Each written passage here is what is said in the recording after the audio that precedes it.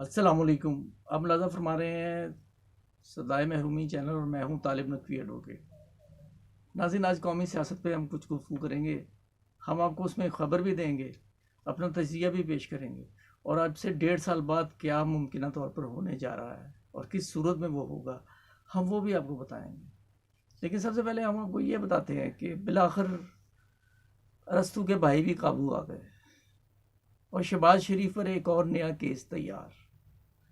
नाज़रीन, जैसा कि आप जानते हैं कि रावलपिंडी जो मोटरवे मेट्रो बस है, उस हवाले से इन्होंने ठेका दिया अपने एहसन इकबाल, जो अपना उनका मोहसिन है, उसके भाई को इसका ठेका दिया गया। ठेका देना कोई जुर्म नहीं है, लेकिन उसकी कुछ फॉर्मेलिटीज़ होती है। होता यह है कि टेंडर तलब किए जाते हैं और फिर जो म्यारी कंपनी कम निरखों के साथ वो आए, क्योंकि ये हुकूमत का स्टेट का पैसा होता है, तो उसमें फिर देखा जाता है। लेकिन यहाँ बग़ैर किसी उसके खादम आला और मौजूदा खवार आला, उन्होंने बैक जुम्बश कलम उन्होंने एहसन साहब के भाई को ये ठेका दे दिया। अब ये मामला टेकअप हो गया है, नैब ने टेकअप ये कर लिया है। इसमें क्वेश्चनर एक दिया गया है, लेकिन उसमें इम्पोर्टेंट क्वेश्चन सिर्फ एक आध मैं आपको बता देता हूँ। उन्होंने ये पूछा कि क्या आप उस मीटिंग में मौजूद थे, क्या आपने उस मीटिंग को चेयर किया जिस मीटिंग में ये फैसला हुआ कि ये दिया जाएगा। अब वो ना आए ना जाए, आमदन ना पाए रफ्तन के मजदाक, वो ये भी नहीं कह सकते मैं नहीं था, क्योंकि हुकूमत तो फिर सबूत ले आएगी। तो देखिए अब इस केस में क्या होता है। और नाज़रीन, मैं आपको ये बात बताऊं कि जो शहबाज शरीफ है, ये हमें सियासत नहीं कर रहे बल्कि अपनी सर्वाइवल की जंग लड़ रहे हैं। इनके बयानात से कतई नज़र, उसकी मैं आपको सबूत देता हूँ। अब आज जो शादी हो रही है यहाँ लंदन में, दूल्हा दुल्हन वो दोनों नहीं है, उन्हें नहीं आने दिया गया। अब वो इस कदर एक्सपोज हो चुके हैं कि अब वो इनसे भीख मांग भी नहीं सकते इस हुकूमत से। तो इसलिए उन्होंने यही सोचा कि एक तो हमदर्दी के वोट मिलेंगे हमें। ये देखें ये कितना जुल्म हुआ कि हमें अपने बेटे की शादी पे शिरकत की इजाज़त नहीं दी गई। हालांकि उन्होंने अप्लाई ही नहीं किया और उन्हें अप्लाई करना चाहिए था, ताकि ये और इमरान खान पे तनकीद कर सकते। लेकिन बहरहाल इनका अपना फैसला।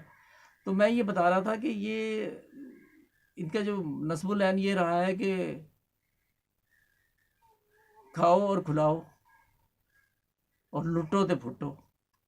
नाज़रीन, एक बुजुर्ग ने कहा, एक रूहानी शख्सियत का, एक बल्कि एक वली अल्लाह का बयान है कि झूठ और सच में पूछा गया कितना फ़र्क है।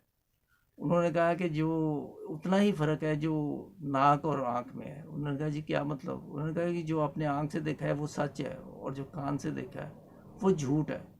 मैंने अब तक जो बातें बताई हैं ये ज़ाहिर है कि सुनी सुनाई ही हैं, लेकिन उनके सबूत भी मिल जाते हैं बजरिया वीडियो। लेकिन आज मैं आपको एक आंखों देखी बात बताऊंगा। नाज़रीन, ये गालिबन 2010-11 की, जब इनका ये नए नए आए और इन्होंने तकरीबन अरबों रुपए के हिसाब से, कोई बच्ची फर्स्ट आई है उसे 10 करोड़ 20 करोड़ 50 करोड़ इस तरह बंदर बांड लगाई।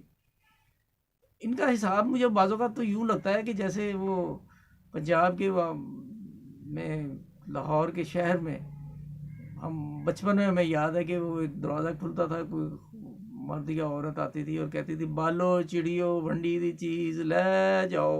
उनका ये हिसाब मुझे लग रहा है। आप यकीन करें कि मैं बात ये बताने वाला हूँ कि फ़िरोज़पुर रोड पे इन्होंने पूरी थ्रू आउट कान्हा से आगे तक इन्होंने वो लगाए बेशकीमत पौधे, यानी कि वो पौधे उनकी करोड़ों रुपए की मालियत के पौधे लगाए गए और फिर उनकी हिफाजत के लिए जंगलात बनाया गया। उसके बाद हुक्म हुआ या दिमाग में सूझी, ज़ाहिर है बादशाह लोग थे वो, मतलब वो पाकिस्तान की दौलत पे, आपकी मेरी हम सब की दौलत पे बादशाहत थी। ये मेरी आंखों देखी बात है। उन दिनों मैं उसके करीब ही रहायशगार, रोज़ाना मेरा आना जाना था।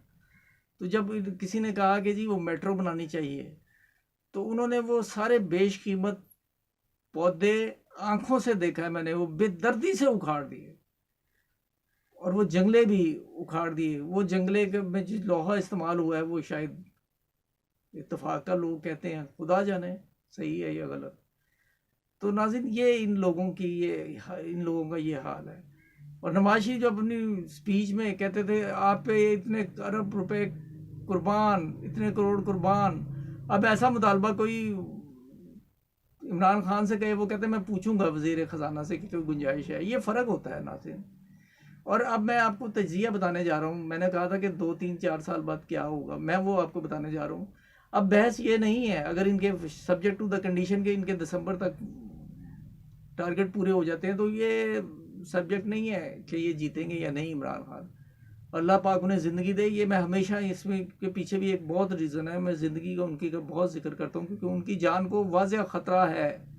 ये पीटीआई वाले लोग भी उन्हें ये नहीं कहते कि आप प्लीज़ हिफाजती इक़दाम मौसर करें।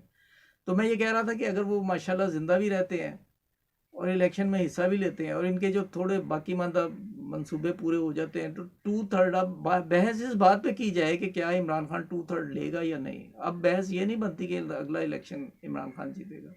और मेरे ख्याल में ये नवंबर के बाद, नवंबर 2022 के बाद इलेक्शन डिक्लेयर कर देंगे, क्योंकि नवंबर के बाद ये फरवरी मार्च 2023 में थोड़ा कबल अज़ वक्त इमरान खान इलेक्शन वो कर देंगे। नवंबर से पहले इसलिए नहीं कि नवंबर में उनके 5 साल पूरे हो रहे हैं। नवंबर में 5 साल तो नहीं पूरे हो रहे हैं, लेकिन क़याम पाकिस्तान से लेके आज तक उनका ये रिकॉर्ड टूट जाएगा। सबसे तवील अरसे गालिबन डॉक्टर यूसुफ रज़ा गिलानी की हुकूमत है शायद जो तवील अरसा चली, तो ये इनका एक रिकॉर्ड बन जाएगा।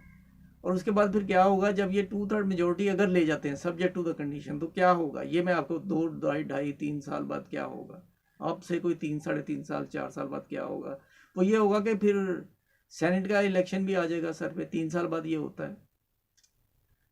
उसके बाद 2/3 मेजोरिटी अगर इन्होंने ले ली, अगर ये 2023 से, में मुझे अच्छी तरह याद नहीं है, मेरा ख्याल 2023 में ही मतवक्को है या 2024 में सेनेट का इलेक्शन आधी सीटों के लिए। तो अगर इनकी सेनेट में भी 2/3 मेजोरिटी हो गई तो फिर आप इन दिनों में ये बहस सुनेंगे आज से 2 2.5 साल बाद, 2.5 3 साल बाद कह लें, कि सदारती निज़ाम नाफिज किया जाए या ना किया जाए। नाज़रीन ये थी एक मुख्तसर सी हालात का जायज़ा।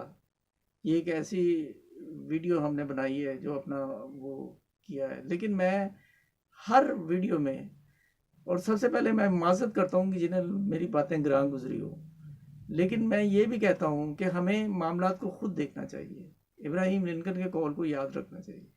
नाज़रीन अगर वीडियो पसंद आई है तो शेयर ज़रूर करें और लाइक तो ज़रूर करें और अपने कमेंट से भी नवाजें। और अगर आपने सब्सक्राइब नहीं किया तो काइंडली सब्सक्राइब करके बेल आइकन को क्लिक कर दें। अल्लाह हाफ़िज़।